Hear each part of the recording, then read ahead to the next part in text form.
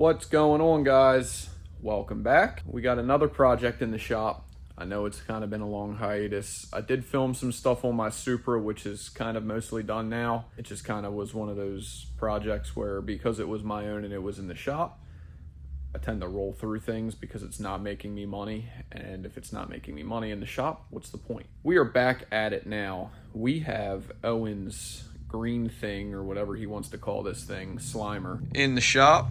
It is I want to say it's a 70 AMC Javlin, and Owen decided when we were at the track last time to blow it up. Since he bought this car, there's always been a problem with back pressure. Now, we don't have an actual back pressure sensor on it. It has taken quite a bit of dome pressure to make boost pressure, and it's always gone up exponentially.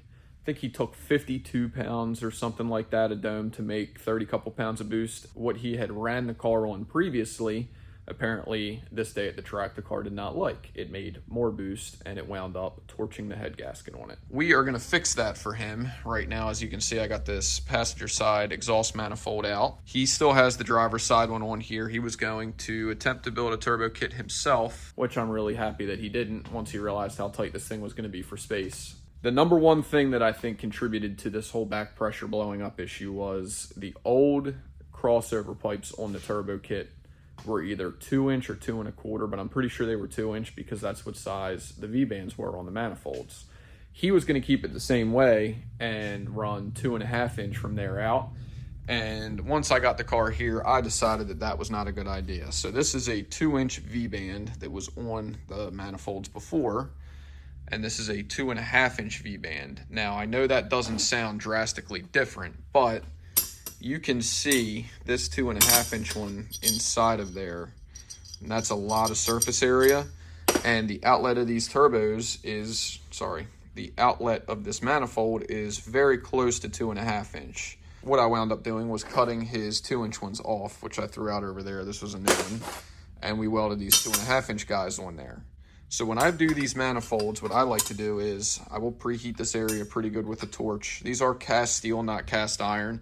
I've never had one crack. I've done everything from MIG weld to TIG weld on these guys. But on these, I just, really wanted to hold it for them. So we actually TIG welded this with a nickel 55 filler rod.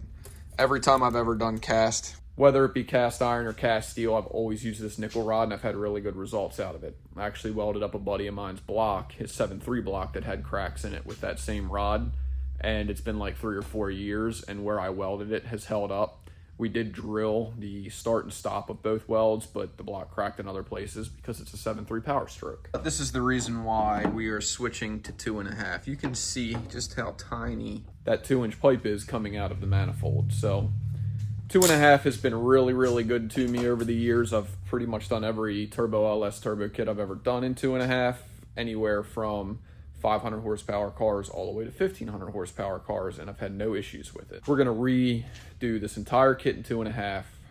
He listened to me for once and bought a bunch of Ace Race parts, polished stainless piping for it, so that's gonna come out really nice.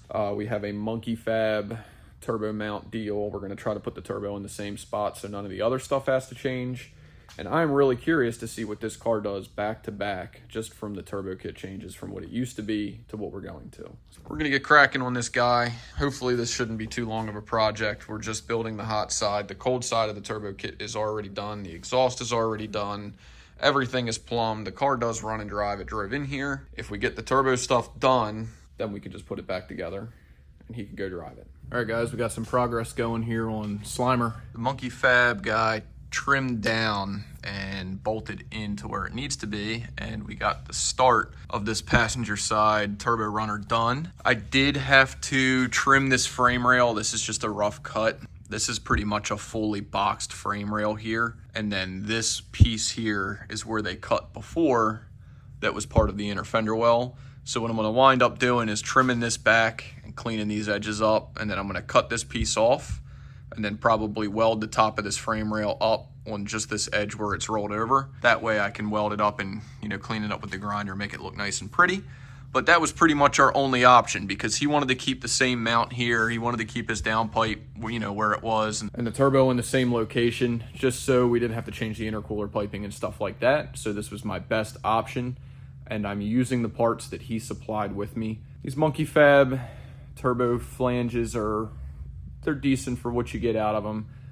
There's a lot of other options on the market that I like to use nowadays, but this one's nice because it does have the integrated bolt holes in it, and it does locate the turbo exactly where it was before when it's bolted in, so it's nice to use it. I just don't like how these pre-welded pieces come out at angles, and it pretty much leaves me with pretty limited space to do with what I want to do. And this pipe that goes into it is a little bit smaller than 2.5 the way that it's neck down. So honestly, I didn't get the prettiest welds on here because I kind of had to conform the pipe to fit, the 2.5-inch pipe to fit how I wanted it to fit around there. It was tricky, but we got it in there.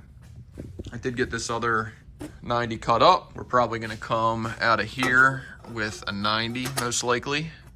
Got my light coming out of the top, and then just 45 it over into this pipe there. And that way we have room on the bottom side for our wastegate. We're making some good progress. I just want to get this thing knocked out and out of my hair. So I'm gonna get back on it now. I'm gonna get that other piece tacked into the V-band and then start figuring out my angle to go from the pipe that's on there to the pipe that I'm welding in. I know you told your friend you're not okay, and tell me what's wrong and why you never said you felt that way. And guess you're trying to stay strong and fake a smile until I look away. But I've known you too long, it hurts to watch your blue eyes fade to gray as you fade away, as you fade away. Yeah, I'm about to fade away, cause every time I wake up I feel like it's Monday. Something's going wrong with all the chemicals up in my brain. All of a sudden I don't look at anything the same way. Got a buildup of my thoughts sitting in an ashtray. I'm sorry that I'm so inconvenient, okay. Just let me be me and I'll stay out of... Alright, boys and girls, we are back on Owen's car. I know I said I was going to show you a little bit on that rear. Just wound up getting it done and getting it out of here. But what wound up happening was the inner bearing race that was in the rear had been changed with like a cheap parts store one at some point. And it's my fault for not checking. I got the new races swapped out in there, set the rear up, everything was money. Now we're back on this thing. I'd really like to have this thing out of here by the weekend. We are working on the driver's side now. I did get this guy started for the driver's side, and this is gonna go right out of that manifold and hopefully right down through that hole there. The only thing that I'm a little bit worried about is that return line for the power steering pump. I think I can move that fitting around a little bit on the pump to move the line out of the way, and then we'll wind up putting some of this stuff on there. I've had really good luck with this stuff. I usually do turbo drain lines in them on stuff that's really close, which the Supra wound up being really close to the manifold where it comes out of the turbo on runner number 1. So if it can hold up to that being that close to runner number 1, it should not have a problem with this. So I'm gonna get this put back on the car, put it up in the air, and start figuring out my driver's side. I am gonna have to make this disconnect in another spot between here and the foot of the turbo, because realistically, you would not be able to take this whole thing apart without like taking the accessories off the front of the motor if it was all one piece, but I'll show you that when we get there. My mind overwhelms. I think that I'm broken, but I hope you can't help. I know I'm not perfect, but some days I feel far more worthless. Baby, you make me feel nervous. If I still have you, I have purpose. It's all worth it. I know you told your friend you're not okay, and tell me what's wrong and why you never said you felt that way. I guess you're trying to stay strong and fake a smile until I look away. But I've known you too long, it hurts to watch your blue eyes fade to gray as you fade away. So we got another good bit done here. Wound up throwing on this Ace Race Flexi guy.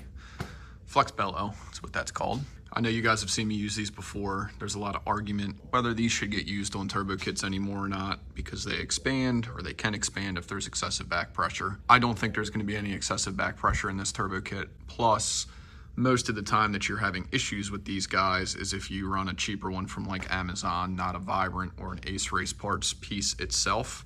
Plus the way that the flange to the turbo is mounted to the car and kind of how tight all this is going to be, it's not really going to have anywhere to go. Now, the reason that I do run these or a double slip, and some guys just go solid, is because serviceability down the road on this, if you do not have somewhere where heat can expand and contract, the first time you put this together, the fitment may be perfect, but the first time you take the motor out of the car, it may never go back together. I just like to keep this.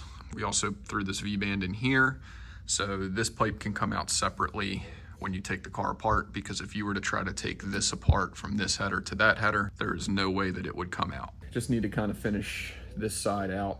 Owen did bring me material. I do have 145 left in the stuff that he brought me, and I am fresh out of 2.5-inch material, so I needed one more bend, and I just happened to have this leftover back pressure maker kit that came off of Johnny's car, and we're gonna borrow some parts off of that, which I've been doing over the years. It's Owen's car, so, you know, he gets what he gets. Also, this is a recycled, let's see if you can see it. Yep, this is the recycled one that I damaged off the Nova. I'm just gonna give this one to him. It's not gonna leak, it'll be fine.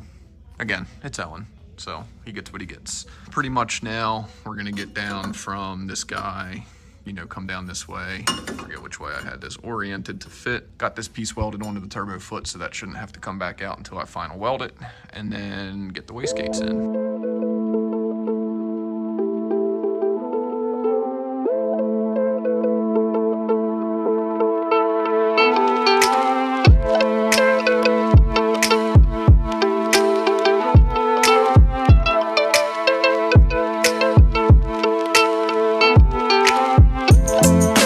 I have the hot side 99% done.